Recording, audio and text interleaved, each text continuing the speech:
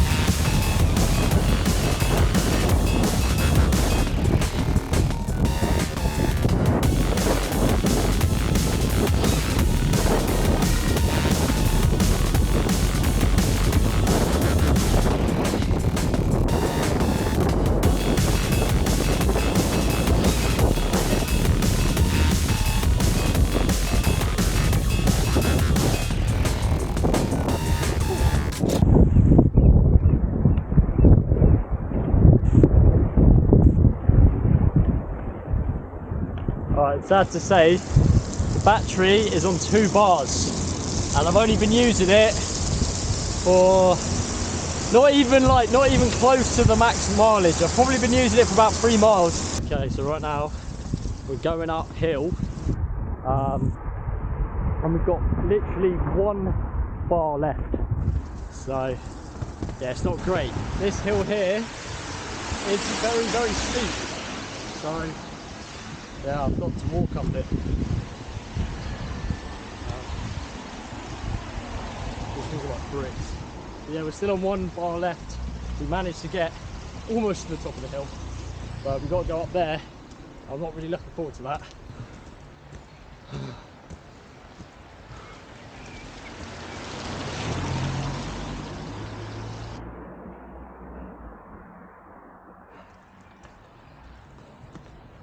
Hello, mate. Alright. Yeah, not bad. These things are like bricks. You want to try a barrel scooter, mate? They're so much easier. Yeah, probably. I'll keep that in mind next time, mate. Might be a good shout. After skating up that hill, I was shattered. Those skates are very heavy and I was completely out of it. But luckily, what goes up must come down. And the great thing about those electric skates is when you use the braking system, it actually charges up the battery a little bit. So we only had 1 bar left and I thought, right, I'm going to go down this hill. Now, the only problem is it is quite wet, and I've also never been in this situation before where the skates are almost close to death. At this point in time, I have no idea what happens when the electric skates die. And I had so many thoughts circulate through my head, ladies and gentlemen. I thought, ah, shit, they're going to blow up. That was like worst case scenario. Or they're just going to stop and I'm just going to hit the deck. Or I'm just going to fall over and fall on my face. That was actually the most realistic one. And that was the one I was actually most afraid of, believe it or not. But then, all of a sudden, a few metres off the road, as I got off the hill, I got a lovely message from the controller saying that the skates were low on battery. At which point, I was cruising at 10 kilometres an hour on power mode 1, and it wouldn't let me go any higher than 10 kilometres an hour. And the skates were just slowly dropping down in speed until I found that it was actually easier to free skate the skates.